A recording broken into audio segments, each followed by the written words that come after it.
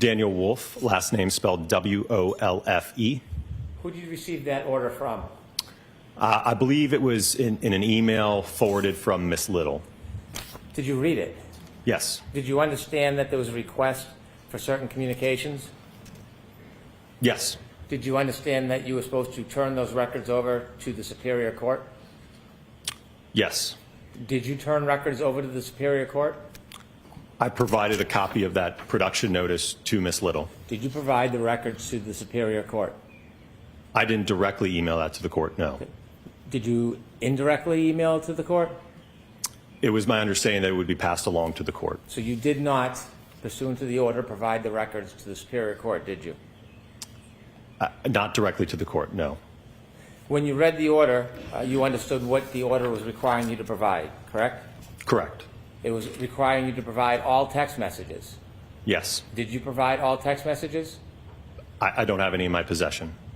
Did you look for any text messages that are not in your possession about this case? Yes. Okay. Did you find any? No, sir. What did you do to look? So I went through the phone that I presently have, and as I informed Ms. Little last year, I was under T-Mobile, was my carrier. Subsequent to that, I then switched to Verizon in, I believe it was November. So I made an effort to contact T-Mobile as well as get access to my T-Mobile account hub. Unfortunately, I was unable to get access to it or get any records prior to, or at least from my T-Mobile carrier. Then I went through my Verizon records that I have from 2025. That was, I could only go back 3 months, and I provided those records. How about emails? You didn't change email carriers, did you? No, sir. Did you provide all your emails from when you first were contacted by the defense? Yes, sir. And you provided every one of those emails to who? It would have been in the file that I put together for the production. How many emails did you find between you and the defense? I'd have to look at the order, but it was probably 6 to. Are you talking about present day or just from last year? Anytime. It was probably around a dozen or so. Who did you correspond with by email on the defense? Again, can you specify a time frame? At any time, who did you correspond with by email on the defense? It would have been Mr. Jackson. Miss Little might have been on one of those emails. There might have been a couple other members. I don't remember off the top of my head. Well, how about Miss Reed?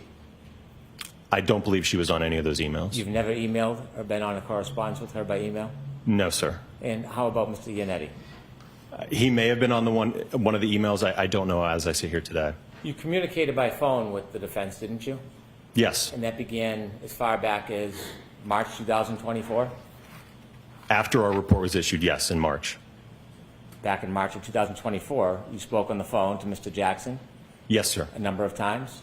Yes, sir. And as you spoke, you began to become familiar with him and his role in this case, didn't you? We corresponded about, again, our expected testimony here at trial, yes. I'll ask it again. Did you become familiar with him and his role in this case when you spoke to him? I understood him to be the defense attorney on the case, yes. Did you speak to Ms. Little by phone? I don't believe so, no. Did you speak to anybody? Hold on 1 second, please.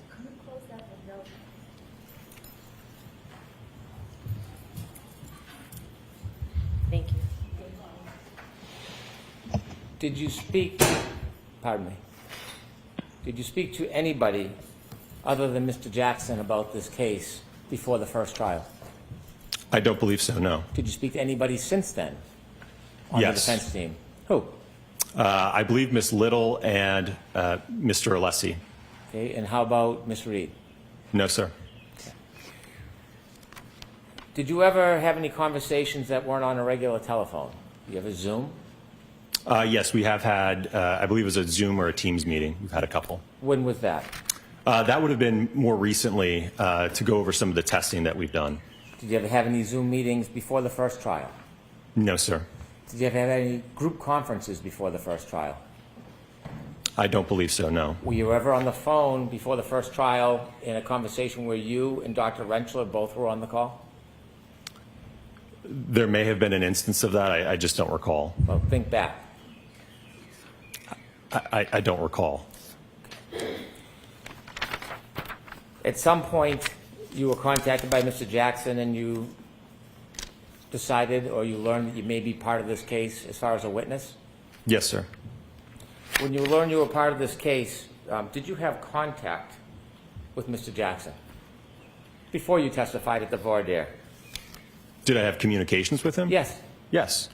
And in those communications, you spoke about your role? I think we spoke about logistics and coordinating my arrival here for the voir dire and certainly the trial. Well, when you spoke on March 20th, 2024, didn't you talk about more than coordination of logistics? I'm sorry, what was the date? March 20th, 2024? So I believe that would have been the very first phone call that I had with Mr. Jackson. Right. Was that more than about logistics? Well, I think we were trying to figure out what should we do. I will note that this was a very abnormal situation for me, being involved in a federal investigation and then ultimately being called as a witness. No. Well, I'm trying to answer your question. But you're not. Did you talk about more than logistics? So, are you finished with your answer, Dr. Wolfe, or are you still answering? I was still trying to answer. Go ahead, finish. Thank you.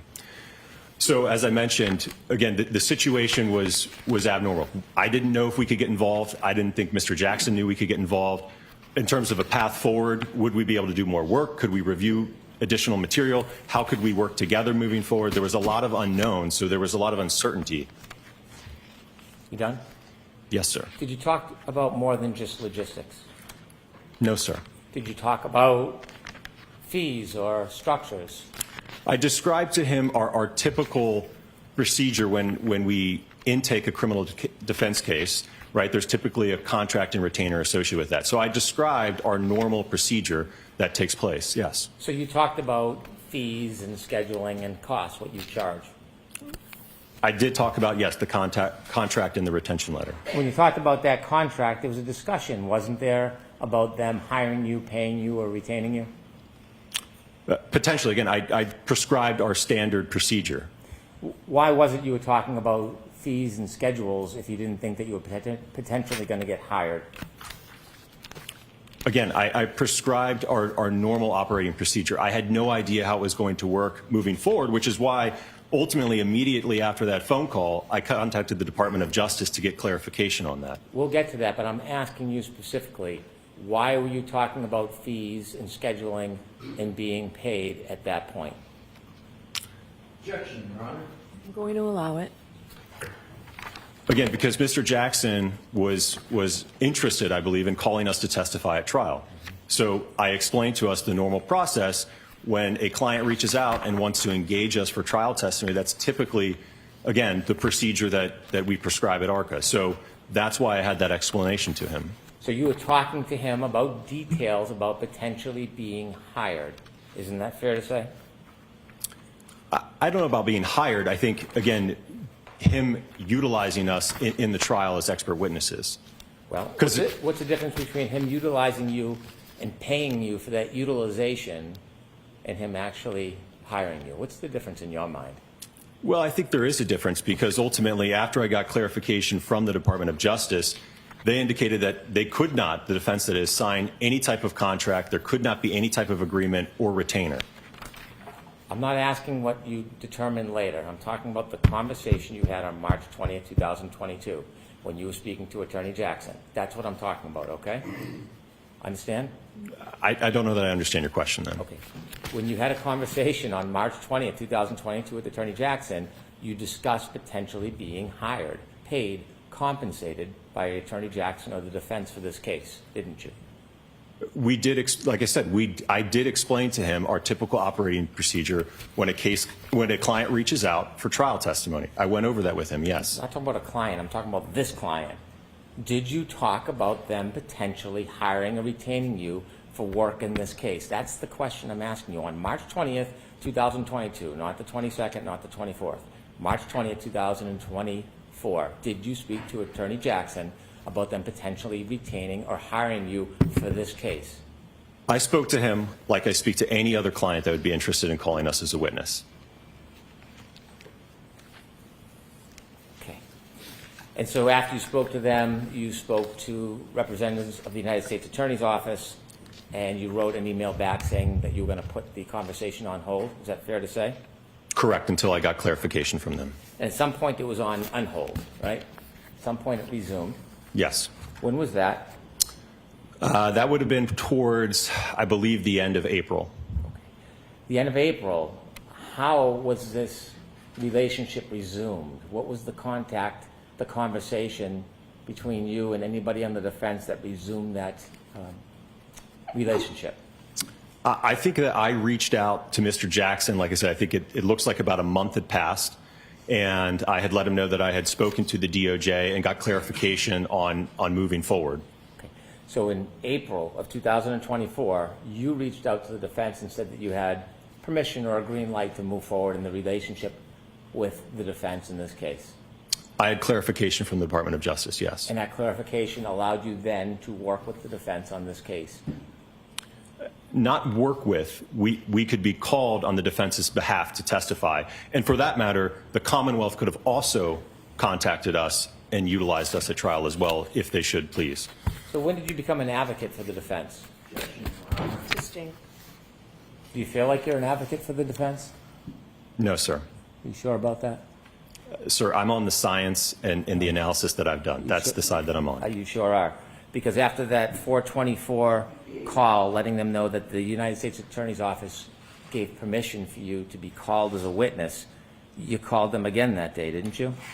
Or they called you on the main line? We may have exchanged a couple calls that day, yes. Well, you did exchange a couple calls that day because we have at least some records. And when you called later that day after telling them that you had permission they could use you as witnesses, what did you talk about? Do you have the records that I could take a look at just so I could see what you're referring Do you to? remember having calls after you called Attorney Jackson and said you had the green light from the U.S. Attorney's Office? Do you remember having further calls that day? I think we had a couple brief conversations, yes. Okay. When you think about it, do you remember them, or are you just saying you think but you don't know? I don't remember. I remember that there was one conversation, I believe in early May, that I had with Mr. Jackson, in which we engaged in a conversation where I gave him more information about my background, who ARCCA was as a whole. I think we even got to talk a little bit about my family, my 4 kids and things of that nature, but it was a call about background and qualifications. We're still back in April. You're moving ahead to May when you first started billing. I want to talk about back in April. Do you remember having conversations on April 24th with Mr. Jackson? Do you remember that? I'm going to allow that. I remember that there were conversations, yes. Specifically what they were to, I remember I think they were brief, but I don't remember the specifics of them, no. Well, in the brief conversation, what do you briefly remember about that brief conversation, Doctor? Well, as I mentioned, I think I had finally received clarification from the DOJ, so I think I was letting him know that I had received that clarification. Well, sir, you said that that was the first call. There were more than one call. There was then 2 calls to the main line. What did you discuss with him during those calls? Well, to be honest with you, the call to the ARCCA main line, I don't even know if I spoke with him. That's just to the main line, not to me directly. So he could have spoken to a receptionist who then tried to get a hold of me, right? So I don't know if that specific call to the main line was to me or someone else at ARCCA. Well, this is a new relationship, right? You were working on a contract with the federal government. You have only spoken to Mr. Jackson, according to you, twice. You don't remember the early conversations with them and what they were about? I'm sorry, are we talking about now at the end of April Yeah, still? we're still talking at April. April 24, 2024. Yeah, as I just discussed with you, from what I recall, it was relaying to him the clarification that I got from the Department of Justice. Right, but that doesn't take more than one call, does it? I don't know. He may have been in court. There might have been some phone tag. I don't know, sir. Well, there was a 9-minute call on April 24th, and then there's 2 calls to the ARCCA main line, 3 minutes and 2 minutes. Do you remember any of those calls? Again, when you say 3 minutes and 2 minutes, that makes it sound like, in all likelihood, he contacted the ARCCA main line, got a hold of a receptionist or my project manager, and couldn't get a hold of me. Are you just making that up, or that's what happened? Sir, that is my best guess. I don't recall from a year ago. We're not asking you to guess. I'm asking for your testimony. That's what I recall, sir. Do you recall him calling a secretary on the main line? That's what you recall? He very well could have. I just don't know, sir. But you're making a representation that you recall him using a secretary in the main line. I'm asking what you actually did and actually said.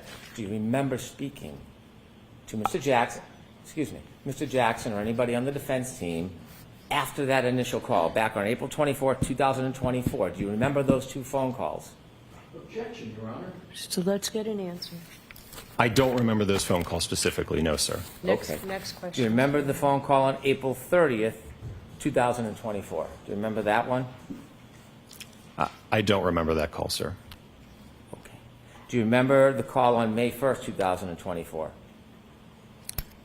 I don't have the records in front of me, but was Okay. that a longer call by any It chance? was 40 minutes long. Okay. Yep. So then, yes, as I just described earlier, that would have been the call in which I went over with Mr. Jackson a little bit more about ARCCA, my background, my education, qualification, the kind of casework that I do, things of that nature. And did you discuss issues regarding this case? No, sir. So during the 40 minutes you spoke, you never discussed any of your findings that had already been made? No, sir. You had never discussed any of your testing in this case during that 40-minute conversation? No, sir. And it was all laid out in the report that was issued in I February. understand the report. I'm asking you, did you have any conversations about it with the defense? No, sir. So in that 40-minute conversation, you talked about your family, your pastimes, ARCCA, but never, ever talked about this case. Objection, Your Honor. I'm going to allow it. Correct. You billed for that time, didn't you? I believe that I kept track of that time, yes. Okay. When you kept track of the time, did you submit that time and ultimately get money for that time? Again, I routinely keep track of my time when I'm working on a project. So, yes, that time was kept track. That's not what I'm asking you. Ultimately, that time that you kept track of, did you then submit it and get paid and compensated for that time? That's what I'm asking you.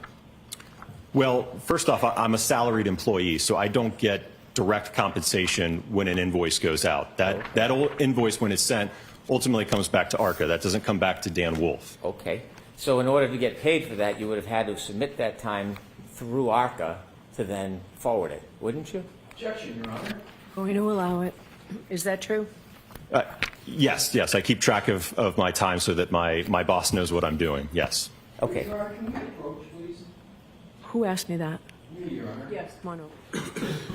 Doctor, again, to focus you, we're on May 1st, 2024.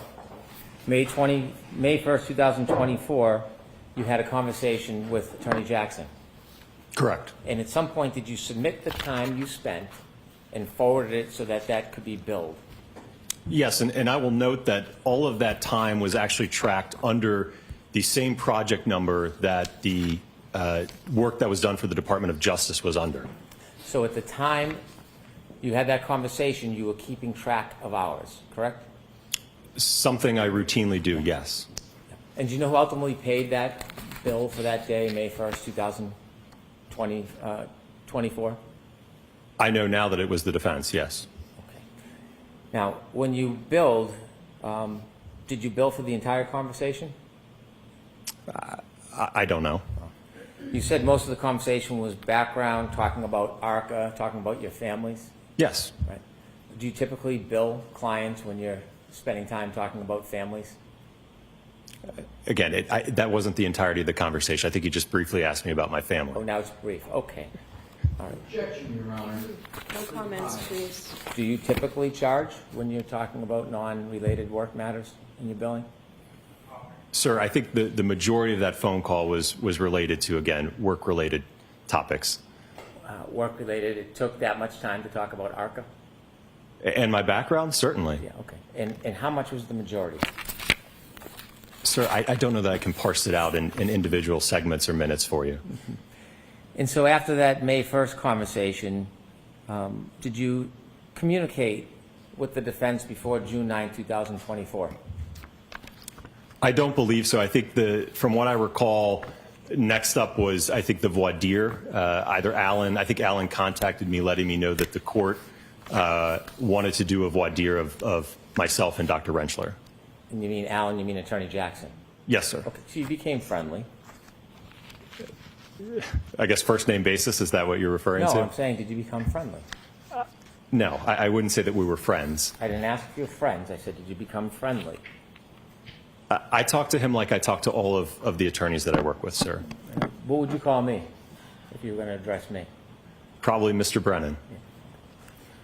So, do you remember the next time you spoke to Alan? As I mentioned, it probably would have been sometime in early or mid-June. Going into June, you were keeping track of all your communications with Attorney Jackson or anybody from the defense, weren't you? I don't know if you mean, what do you mean by keeping track? Well, do you have a folder where you make notes when you have communications with an attorney and discuss issues? No, sir. You don't make notes? Not for brief phone calls, no. For your billing, do you save phone records or text messages so you have some collateral evidence about the billing? No, not when it's things about, again, logistics and traveling and scheduling. No, sir.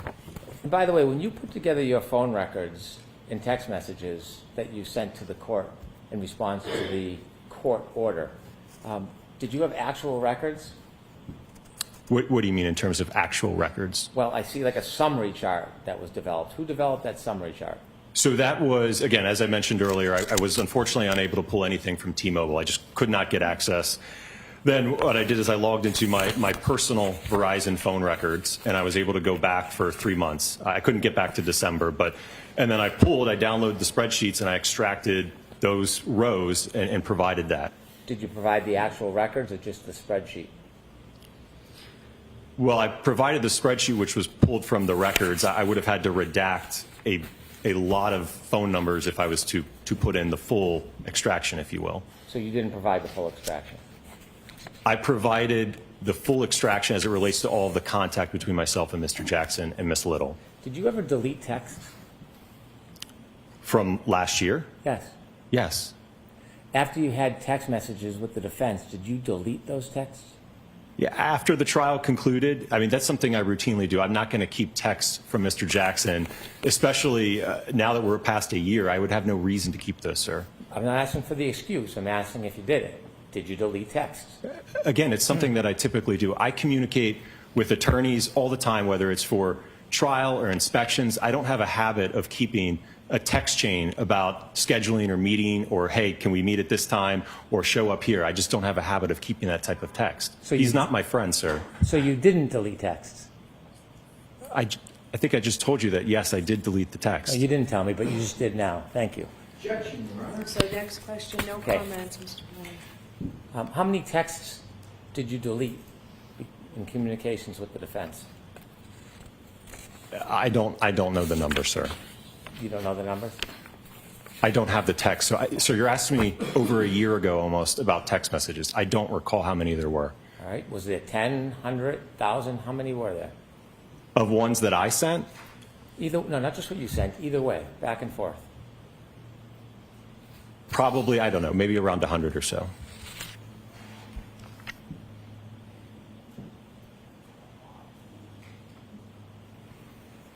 And when did you delete those over 100 texts between you and the defense?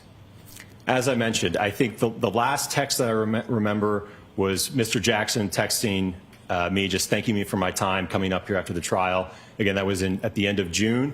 And then I didn't hear from him. And at some point, I don't know specifically when, it would have been last year, but I deleted those texts. There was no reason for me to keep those, sir. Do you remember about when you made the affirmative intentional effort to delete around 100 text messages between you and the defense? It would have been sometime after the trial, probably before I got my new phone in November, but it would have been probably in the month or two after the trial, sir. Where were you when you were deleting these texts? Were you at your office, at home? Do you remember sitting down and deciding intentionally you were going to delete over 100 texts? Where did that decision happen? I have no idea, sir. You can't remember deleting over 100 texts where you Sir, were? I just said I delete text routinely. You're asking me to specifically give you a location and a time when I deleted those? I don't recall that. You said it was after the trial. Yes. And out of the 100 texts or so, who were you texting on the defense team? I believe it would have just been Mr. Jackson on that. Did you ever communicate by any other means, like signal or an application? During the time of the trial? Anytime. Yes, sir. With the defense? Yes. Is it typical for a biomechanical engineer to use an application like Signal to talk to an attorney on a case? Sure. You know the benefit of Signal, don't you? I mean, it's a messaging platform, yes. Well, encrypted app, isn't it? What was that? Encrypted? I don't know, sir. It keeps no record of the communication when you use an application like Signal, does it? I don't know, sir. Well, you used it. Did you have it on your phone that you were using it with other people? No, I don't believe so. So the only time that you use Signal in your career is when you were dealing with this defense team? Yes, it was earlier this year. Mr. Jackson had communicated with me indicating that it was his preferred method of communication. So yes, we did exchange some messages on Signal. But this was at no point in time during the first trial. Using the Signal app, was that your suggestion? No, again, I think it was Mr. Jackson that said it was his preferred method. Is that standard in your industry to use Signal when you're talking to clients? I don't know that there's a standard out there, sir. I'm asking about your standard. Is it your standard to use an encrypted app when you're talking to attorneys? If the client has that preference, I don't have a problem with it, sir. How many times have you done it other than this defense team? Again, as I just mentioned, it was the first time. How many conversations do you think you had with the defense team by Signal? Again, it would have been just Mr. Jackson. And like I said, it was really, I think, just in the month of March of this year, but it was brief. I know that I think we exchanged a couple phone calls, and I remember the call quality was terrible, so we really didn't use it that much. Okay, you're saying a lot of things. You're saying you think. I want to know your best memory. I don't want you to think. If you don't know, you don't know. How many times did you use Signal with the defense to talk about this case? Objection, Your Honor. Going to allow it. From what I recall, it was probably a handful of times. When you say if what you recall, are you purposely being vague in case there's records, or do you not remember? I don't remember, sir. As you mentioned, it doesn't keep a log of it, so I just don't recall. Well, you don't have to rely on a log. You can rely on your actual memory. Right. I'm telling you that I didn't keep track of it, so I don't know the specific number. How many times do you think you talked by Signal? As I just mentioned, I think it was a handful of times. I don't know what a handful means. I don't know what that means. Probably 4 to 5. Well, was it 4 or was it 5? It was probably 4 to 5. It's the best estimate I can give you. How long were the conversations on Signal, the 4 to 5 times? I think they were pretty brief. I'd say probably around 5 minutes or so. You think each one was 5 minutes? Probably 5 minutes, Were you yes. putting it on a timer? Each one had to be a maximum of 5 minutes? No, I'm just giving you my best estimate, sir. How certain are you that the Signal calls were 4 to 5 minutes? Again, I just told you I'm providing my best estimate.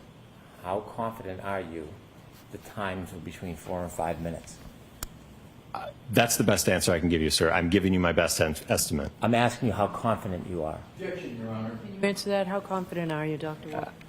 I can't answer that any more specifically. Okay. When Next you were question. required by court order to provide all of the records to Your Honor, you knew that one of the important things you need to respond to were communications between you and the defense for Her Honor to consider, right?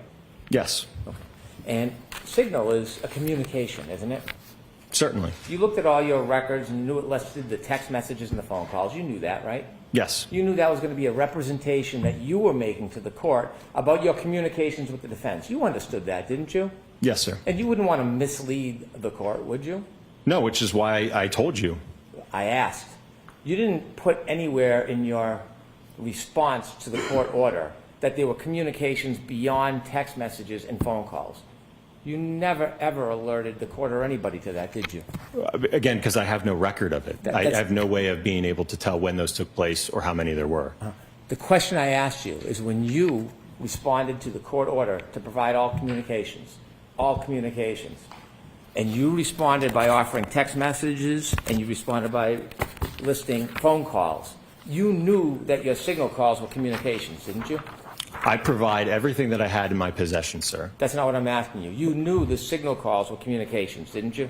Yes, Okay. And you never informed in your response that there were phone calls through Signal as part of your communications, did you? again, because I didn't have any record like I do with the Verizon entries as well as the emails. I could not, there's nothing I had in my possession, sir. You've read this court order, haven't you? Yes, Did you understand when the court was looking for all communications, it meant all communications? and I've provided everything that I have in my possession, sir. During those 4 to 5 Signal communications, did any of these occur before the end of the last trial? I'm sorry, can you repeat that? Did any of these signal communications happen before the end of the last trial? No, like I said, they were all this year. You sure about that? Yes. Now, at some point, did the defense send you a retainer agreement? For this year? Nope. Or- Prior to the end of the last trial, did you ever get a retainer agreement? No, there was no contract and retainer for the Not first that there trial. wasn't a contract. Did you ever receive a retainer agreement? No, I don't believe so. When you came out to the last voir dire in the last trial, did you have an agreement with any entity that was going to pay for your costs? No, sir. So you had no agreement that you were going to be refunded or compensated for your costs? No. Did you have any agreement that you were going to be compensated for your time? No. So when you were asked to come out and testify in this case, tell me, did you think that the defense was going to compensate you for the costs of you coming out here? I had no idea who was ultimately going to pay the invoice, if an invoice was even sent. Did you think that you were coming out here to testify for free? Again, I don't know who was going to pay the bill. I'm not. That's not what I'm asking you. I want to know, after having these conversations with the defense, and they asked you to come out here, did you expect to be compensated for your time? Again, I'm a salaried employee, so it doesn't matter to me. I'm sure my boss would like us to get paid, but no, I did not know ultimately who would pay an invoice if an invoice was sent after the trial. Well, you were keeping track of your billing, weren't you? I was keeping track of my time, yes. And you kept track of your costs, didn't you? The company does that, yes. Did you? Again, I enter my time so that the company can keep track of my time, yes. When you came out here and made travel arrangements, did you have any conversations with anybody from the defense? About the travel arrangements? Yes. Yes. And as far as the travel arrangements, who on the defense was trying to help you with travel arrangements? I believe it was Mr. Jackson. Was there other people, associates, colleagues that were helping you as well? None that I had direct communication with. I don't know if he communicated with others after that. Was there a person named Kat? You ever hear that name before? I believe that, yeah, she may have escorted me into the courtroom, I think. Well, you don't believe, because that's a pretty particular name. So when you use words like you believe, you know. You know. So did you meet a person by the name of Kat? Objection, Your Honor. I'll allow it. I think when I arrived here, yes. Well, without the qualification, the simple question is, you've met Kat, haven't you? I think I met her, it was either at the voir dire day or the trial day, yes. Now, does Kat work for the defense? I have no idea who she is. Well, how did you know who she was? How was the introduction? How did that go down? I just mentioned, I think she escorted me here to the courtroom. Escorted you from where? I think I drove here and I arrived, I believe, in the church parking lot across the street, and I think she walked me over, and then ultimately when I was done, I think she walked me back to the lot. Did you have conversations with anybody for the defense about how you would get here and why it is in particular you would park at the church parking lot? Because I had no idea where to go. But who told you where to go? Like I mentioned, I communicated with Mr. Jackson, who provided that information to me. Okay. And did you have any significance about the church parking lot? Did that mean anything to you? No, he had just indicated, I think, that they had reserved it, and it was a spot that I could park my vehicle. Okay. And when you got there, did you meet with anybody from the defense? I can't recall if they were standing out there and we walked in together. I don't recall. Well, I'm asking if you've met them, not whether you walked in together. I'll ask it again. When you arrived after these plans were made, did you meet with the defense before you came into court?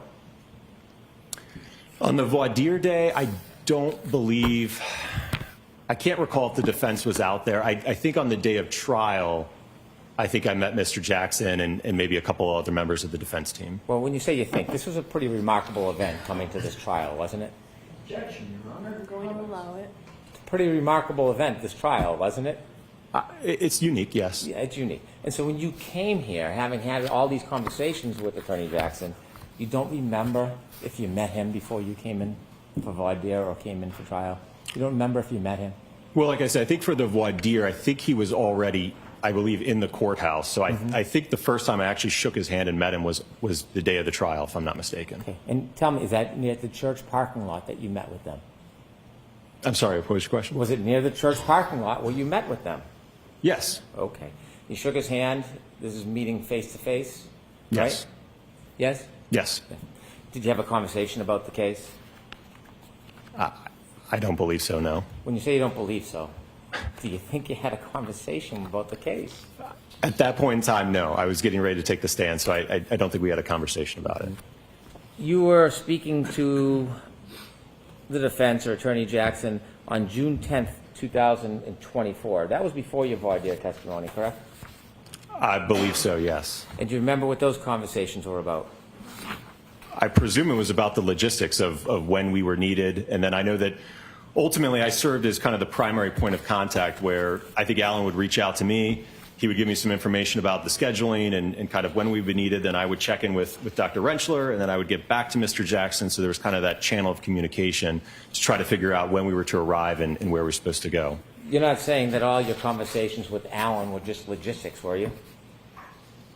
I believe for the most part, yes. So it took hundreds of texts, 100 texts for logistics? Absolutely. I could certainly go into the day before my trial testimony, which was a very extensive travel day where I don't even think I left the Philadelphia airport. We're going to get there, but there's a lot more Okay. communications before we get even close to that. Okay. Do you remember on June 10th having conversations with Attorney Jackson? I do remember that there was conversations, Okay. yes. Now, June 10th is 8 days before your testimony. Did you ever talk about an outline of your testimony or what your testimony would be? No, sir. Okay. You ultimately have more conversations on June 16th. Do you remember those conversations on June 16th? Not specifically, no. You don't remember them specifically? Do you remember whether or not you talked about the case with Attorney Jackson on June 16th? We did not talk about the case, no. Did you ever email with Attorney Jackson around that time? In June 10th? Before your voir dire? I don't believe so, no. Okay. So everything from your mind was just logistics at that point? Yes, sir. Okay. And then you came in for June 17th? I believe the voir dire was the 18th. Okay. Do you remember having phone calls on the 18th with Attorney Jackson? The day of the voir dire? Yes. I could have to let him know that I arrived. Well, so you check in with a client, tell them you're on their way, even though you're not going to meet them? To let them know that I'm coming to court? Okay. And so when you testified in the voir dire, then did you have further conversations with Attorney Jackson? After the voir dire? Yeah. Yes. And did you talk about the case? No, sir. You had to testify, or you came and you testified on the 24th?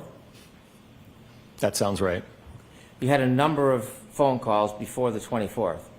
You had a series of phone calls on the 17th, 2 on the 18th, 2 on the 19th. Do you know what any of those were about? I think it was about the logistics of arriving here because I know that I was going to, as opposed to driving, I know I was going to fly in this time. Okay, how about the 21st and 23rd? There's a call on the 21st and 2 on the 23rd. Did you talk about the case? No. And so when you came into trial to testify, you were just relying on the opinions you had already provided in the past? That were written in the February 12th report Yeah. of 2024? Yeah.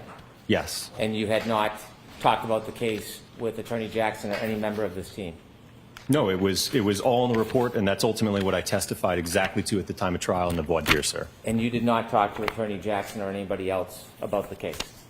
No, sir. May I approach? Yes.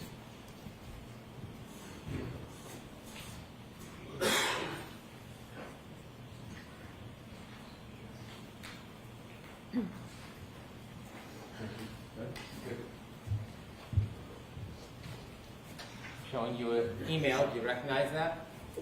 Yes. From you to who? To Mr. Jackson. Okay. And what's it labeled as? Wolfe Direct. And that's before you testified on trial 24. It's at 6 p.m. the night before I testified, yes. So it's before you testified. Yes. Okay. Let me show you this document. Do you recognize that one? Yes. What's that? That is the attachment to the email. You recognize reading that? Yes. Do you recognize discussing the case before you testified on June 24, 2024? I never discussed this with him. This is something that I sent to him, that I did on my own, and that I sent to him. But he never asked this of me, and we never discussed it. So you sent him what you thought would be the best questions and answers for him to ask you when you testified? So this is something I routinely do when I work with attorneys, okay? I prepare this on my own to prep myself and prepare for trial. Can I get that, please? There's an email with a document I'd like to attach this as an exhibit. Okay. Exhibit 1. Exhibit 1.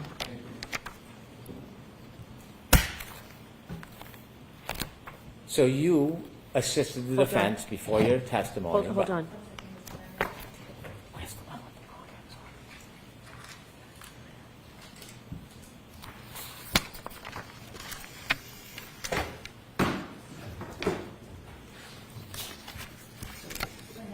Thank you. So you assisted the defense in anticipation of your testimony by sharing with them the questions and answers you thought would be most helpful. Again, as I mentioned, this is something that I do internally to prepare. I sent that to him the evening before I testified at 6 p.m. I presume that he already had his direct examination done at that point. So I sent that to him, yes. That's a lot of answers other than the one for my question. The one for my question is... Hold the comments, please. My question was, you had communications offering information to the defense before you testified in a way that you thought would help the testimony, didn't you? Well, first off, I have no idea if he even read it or utilized anything from it. But that's not really answering the question I just asked, is it? Can you repeat the question? Of course I can. So when you sent a direct examination to Attorney Jackson before your testimony, you communicated with Attorney Jackson providing information that you thought would best help your testimony in court. Well, I think ultimately it's to help the jury understand my report and my analysis. Do you think it's helpful not answering the question and just diverting every time I ask you something? Do you think that's helpful? Do you want to answer my question, or do you want me to move on? I think I answered your question. I don't think you did, so I'll ask it one more time. Objection, Your Honor. All right, no comments, please. Do you think that providing a direct examination to the defense before you testified is in any way assisting preparing for your testimony? Again, I don't know if he even utilized it, sir. And certainly if the Commonwealth had reached out, they could have gotten a copy of that as well. It would have been the same exact outline whether I testified on behalf of the defense or behalf of the Commonwealth. You don't want to answer my question? Objection, Your Honor. Did you ever make any comments or discuss the outline that you provided to the defense to help better the testimony for the defense? I did put comments, yes. When I just showed you that document and you said you just sent it because this is a standard thing, why didn't you just tell us that you made comments that would assist the defense? Why didn't you share that when I just asked the question? I don't understand your You question. don't understand my question. I asked you about the outline, the direct examination you provided to the defense, and you gave me a response that this is something typical, but it's just an outline. You wouldn't answer whether it would help the defense or not, but the reality is you were assisting the defense, isn't it? Objection, Your I'm Honor. going to allow that. You were making suggestions to help the defense, weren't you? Sir, it wasn't to help the defense. It wasn't to help anyone but the jury understand things. As I just mentioned, that outline, if it was asked if I had sent one to the Commonwealth, you would have gotten the exact same copy. You didn't send one to the Commonwealth. The Commonwealth never reached out to us, sir. So what you said in this is there was a question about, so not being able to inspect the vehicle is something that is not uncommon in your line of work, and you wrote back, absolutely not, correct? Correct. And you made a comment to assist the jury, according to you, only to assist the jury. Not sure if you want to put this somewhere in the direct examination. I have a feeling they are going to argue I didn't personally inspect the vehicles. I had enough information from the material I reviewed, so it wasn't necessary. Need to show jury it doesn't matter in this case. Were those your comments to the defense before your testimony? Absolutely. And it would have been the same argument probably from The defense, if you had called me a witness about not being able to inspect the vehicle, I wanted the jury to have an understand that for the analysis I undertook, it did not matter that I did not physically inspect the vehicle, sir. So when you're telling us here, under oath, before this court, that you did nothing to assist the defense, you do not think that you making these suggestions on how to better the testimony for the defense, you don't think that's helping the defense? No. Okay. You said, not sure if you want to put this somewhere in the direct examination. So you're making suggestions to the defense about what you think could be helpful in the direct examination, correct? Sir, there were never any conversations between me and Mr. Jackson about what questions to ask, what not to ask. Again, I prepared that internally on my behalf and sent that to him. Whether he utilized it or not, I have no idea. Not my question. Not my question. What I'm asking you is when you wrote to the defense and said, not sure if you want to put this somewhere in the direct examination, Yes, slow down. sorry, when you wrote and offered, unsolicited according to you, to the defense, not sure if you want to put this somewhere in the direct examination, weren't you trying to help, sir? I don't believe so, no, sir. And then when you wrote, I have a feeling they are going to argue, I didn't personally inspect the vehicles, who's they? Well, it would have been the prosecution in this case. But you're not taking sides, you're totally objective, right? Sir, that is a question that's routinely raised when I testify about whether or not we inspected the vehicle. So I know it would be a potential issue that would be raised by either side. So you were alerting the defense that you thought that this may become an issue, weren't you? It was more or less to make sure the jury had an understanding that because I didn't physically inspect the vehicle, it did not matter for my analysis, sir. I wanted to make sure the jury understood that. Don't hide behind the jury. I'm talking about your communications with the defense. I'm asking you specifically about your conversations with the defense. That's two questions. Ask one question. You wrote, I have a feeling they are going to argue I didn't personally inspect the vehicles. That's what you wrote, correct? Objection, Your Honor. The tone in the argumentation. Did you write that? Yes. Right. And when you said they, you're referring to the opposition, the Commonwealth, correct? Correct. Right. And you offer an explanation or a way to deal with what the Commonwealth may confront you with, don't you? You make a suggestion to help the defense, don't you? Again, it was to help the jury understand that because I did not physically inspect the vehicle, it did not matter for my analysis. That was the point I was trying to make. I had enough information from the material I reviewed, so it wasn't necessary. Need to show the jury it doesn't matter in this case. That's what you wrote. Right. Need to show the jury. Yeah. That's what I was trying to make sure that that point was understood, to the jury. In your collaboration with the defense, that's not all you wrote, is it?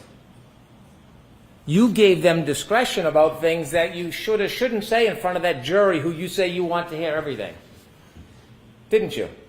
There were other comments, yes. If you want the jury to hear everything, you wouldn't be relying on the defense to tell you what to say and not say, would you? I don't know if I understand your question. Okay, you'll understand if I read this. Number 19. Would it be fair to say that because you do a lot of nighttime visibility work, your cases frequently involve pedestrians? You remember that one? Yes.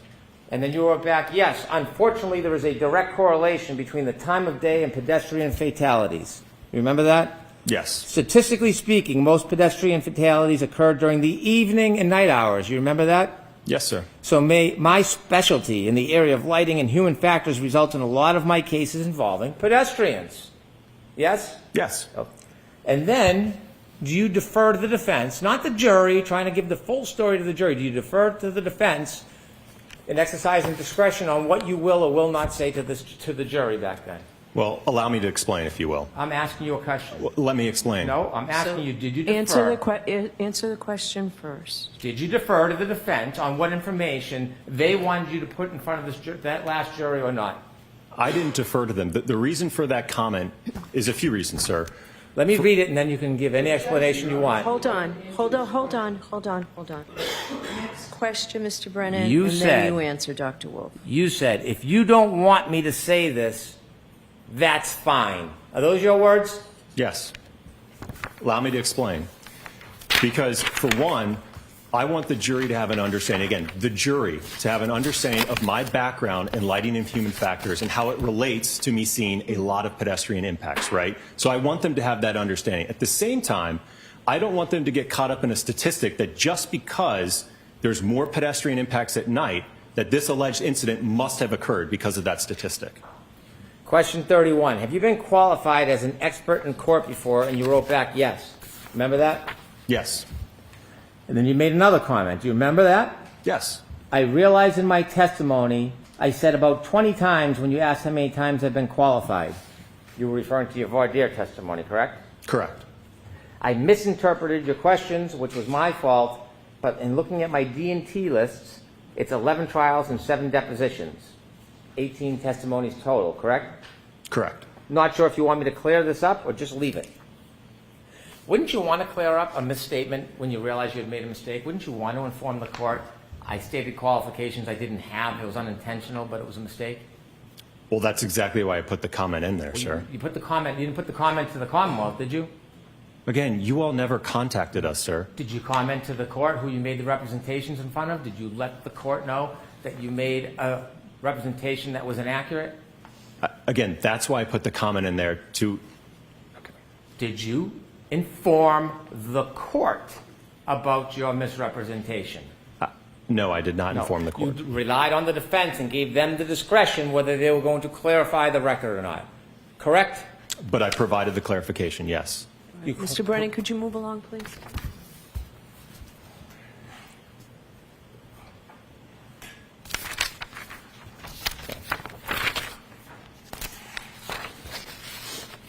As you sit here today, you don't really know how many communications you had with the defense before your last testimony, do you? For trial one, Yes, trial one. I think it's all memorialized in the records and the emails that were produced. The ones that were produced, but not things that were lost or destroyed or deleted, correct? Again, there are records, even though the physical texts aren't there, there's certainly records of the calls, incoming, outgoing, as well as texts. Do you remember when you testified in the voir dire, you were asked that before that morning when you walked into court, you had never met Attorney Jackson face to face? Correct. But you met him in court that day, right? I believe I met him that day, yes. You were asked whether or not you had ever discussed at trial now, after the voir dire, on June 24th, you were asked whether you ever discussed the substance of any of your testimony. Do you remember that? Correct. And so when you shared questions and answers and suggestions by email, was the statement under oath, you and I have never discussed the substance of your testimony. Is that still truthful? We never discussed it, sir. Again, I sent it to him on my own behalf. There was And- no discussion that took place between Mr. Jackson about that. You made comments after this was exchanged. That was sent with the comments, sir. And then you were asked whether you had ever been paid by the defense. You said no.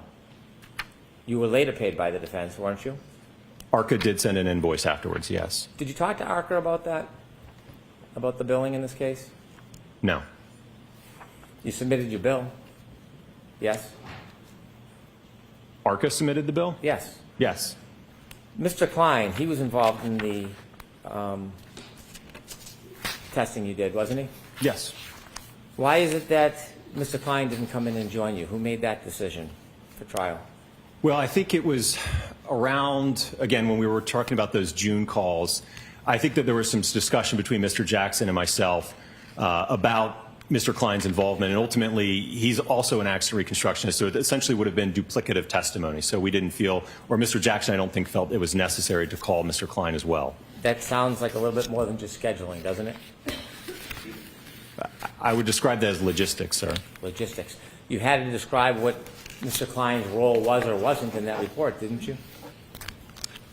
Again, I went over his background as an accident reconstructionist, yes. Well, so you only talked about background, and from that the decision was made not to call him, or did you talk about his role in your testing and in your opinions? I didn't talk about his role, sir. I think ultimately the decision obviously was made by Mr. Jackson, not I me. understand that, but I want to know what the conversation was that led to the decision not to call Mr. Klein. It wasn't simply logistics. What was the discussion you had? Well, I told him that, again, we're both accident reconstructionists. Dr. Rentschler is a biomechanical engineer, so there would have been essentially duplicative testimony from both of us. Well, your report's never very clear who did what. Would you agree with me that the report is a general report that has yours, Dr. Rentschler, and Dr. Klein's name on it? Would you agree with me? All three of our names are on it, It yes. doesn't distinguish who did what in that report, does it? Correct, but I think it certainly was testified to at the voir dire in the time of trial. Before the voir dire, when you spoke to the defense, did you explain to them what the different roles were for the different people that led to the decision not to call Mr. Klein? Again, we went over our backgrounds, and I think from that you can deduce that. I don't know what that means. Well, if you're familiar with what an accident reconstructionist does and you're familiar with what a biomechanical engineer does, then you would be able to understand that. Well, it would be easier to understand if you could just tell us what the conversation was. That's what I'm asking you about.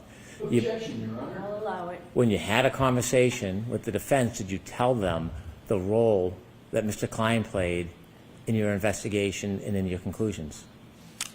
Again, I told him that we are both accident reconstructionists. Okay. And he chose you instead of Mr. Klein. Did you say there was a difference between you and Mr. Klein and what you did? No, again, we were both a part of the testing. We were both a part of the review. So we had exactly the same role, essentially. Did you tell him that? No, again, I told him that we were both accident reconstructionists. And you remember that's all you said about it? Yes. During the voir dire and the trial, did you get to watch any of the Commonwealth's experts? No, I don't believe so. Did you ever communicate with the defense about any questions and answers that could or should be asked? No, but I will note that during the entirety of the first trial, the Department of Justice was closely watching it, and we had certainly a direct line of communication with them that they were giving us and providing us information about the trial as it was ongoing. Did you ever communicate with the defense about questions and answers to ask? No, sir. Did you ever see anybody's testimony at any time during the first trial? I might have seen a few news clips, but I didn't watch any specifically, no. Did you ever watch anybody's testimony? Did you ever watch any of the reconstruction's testimony? No, sir. Did you, after the trial, spend any private time with the defense? No, I left town. Okay. You didn't go to lunches or parties or anything like that? No, I went straight to the airport. Straight. And, sir, is there any other communications that you've had with the defense that you didn't tell us about outside the text and the phone calls and the signal calls? Or any other communications that you can think of that you had with the defense? No, sir. I've provided everything I have in my possession.